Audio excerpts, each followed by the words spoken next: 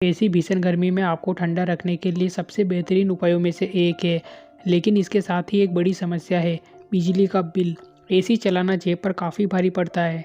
कई लोग इसलिए थोड़ी देर एसी चलाकर उसे बंद कर देते हैं, लेकिन इससे गर्मी से राहत नहीं मिल पाती। तो फिर एसी का बिल कम करने के लिए क्या किया जाए? आपको बता दें कि अगर आपने रिमोट से एसी बंद कर दिया है, तब भी वह बिजली खाता रहेगा।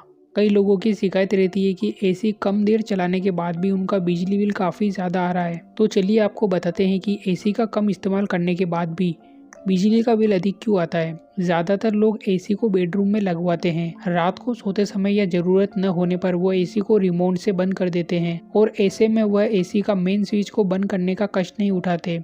लेकिन आपकी यही एक गड़बड़ी घर के बिजली के बिल का पारा चढ़ा सकती है। दरअसल एसी के पीएसपी बोर्ड में एसी को ऑन ऑफ करने वाले रिले स्विच के खराब होने की वजह से इंडोर यूनिट तो बंद हो जाता है, लेकिन आउटडोर यूनिट चलता रहता है। जब आप रिमोट पर ऑन ऑफ बटन दबाते हैं तो एसी की लाइट बुझ जाती है और आपको लगता है कि एसी बंद हो गई, लेकिन रिमोट से बंद करने के बाद भी एसी में बिजली आती रहती है। ऐसे में अगर एसी का रिले स्विच खराब हो गया है तो आउटडोर यूनिट हमेशा चलता ही रहेगा। आउटडोर यूनिट के बाहर होने की वजह से आपको पता ही नहीं चलता कि आपका एसी ऑफ नहीं बल्कि ऑन है और लगातार बिजली खा रहा है। इस स्थिति में यदि आप एसी का कम इस्तेमाल भी करते हैं तब भी बिजली का बिल उसे 24 घंटे चलाने का आएगा।